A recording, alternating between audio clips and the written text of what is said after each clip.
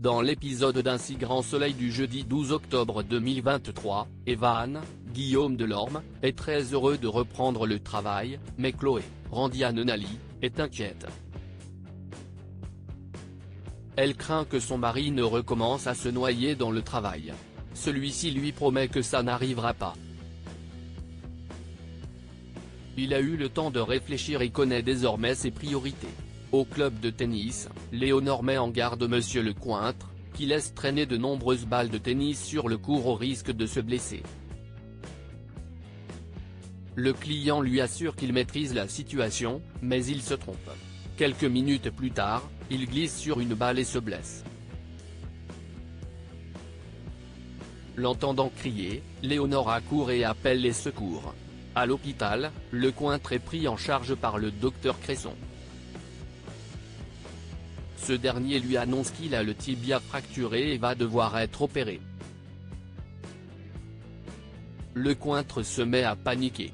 Il ne veut pas que sa maison reste sans surveillance pendant son hospitalisation, d'autant qu'il collectionne des objets de grande valeur. Léonore lui assure que sa maison ne risque rien, mais Lecointre n'est pas convaincu. Il demande à Léonore d'aller veiller sur son domicile jusqu'à ce qu'il soit sorti de l'hôpital.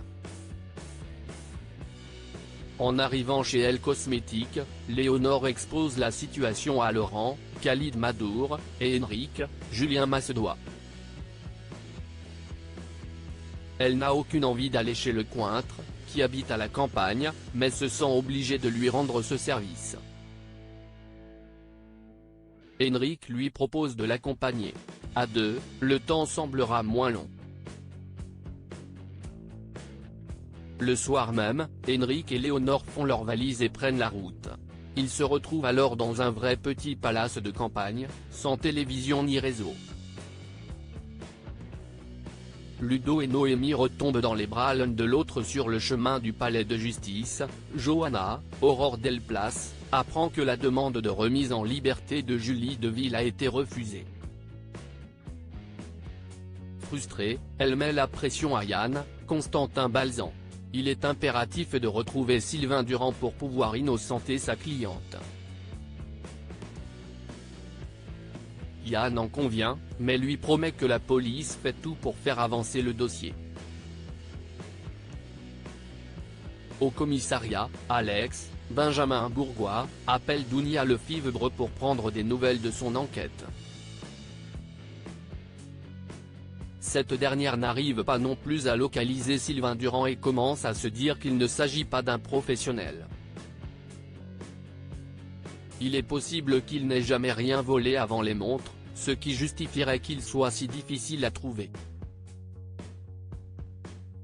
De leur côté, Ludo, Folco Marchi, et Jade, Shemsoda, continuent à mener leur enquête sur Durand, sans résultat.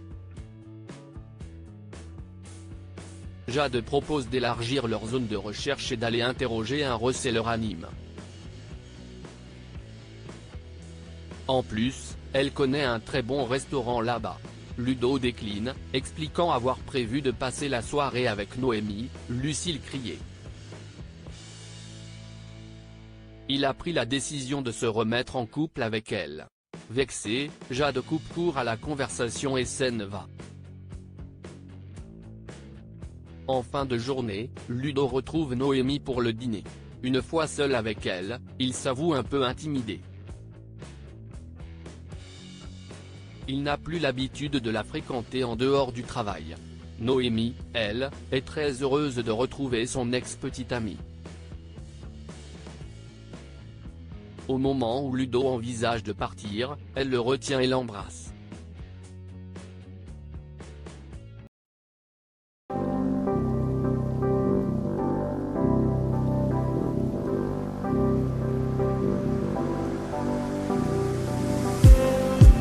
Just need